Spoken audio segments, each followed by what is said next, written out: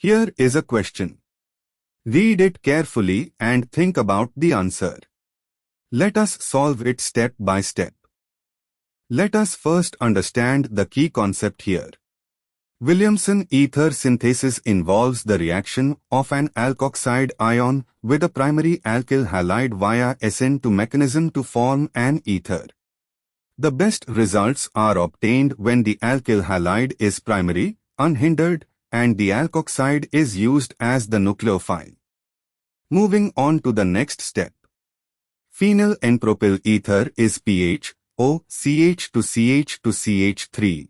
An ether with a phenoxy group and an N-propyl chain. Moving on to the next step. Phenol is treated with Na metal to form sodium phenoxide, PHONA, a strong nucleophile base.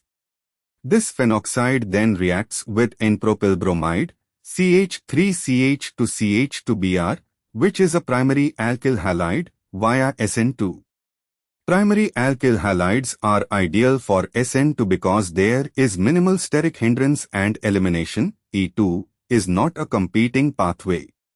This gives PHO, CH to CH to CH3, the desired product, in good yield. And for the final step, 1-propanol is treated with Na metal to form sodium N-propoxide, CH3CH to CH2ONA. This alkoxide then reacts with bromobenzene, PHBr.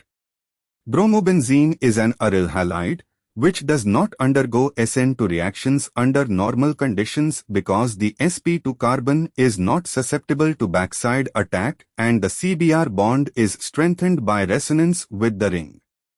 This reaction would not produce the ether under these conditions.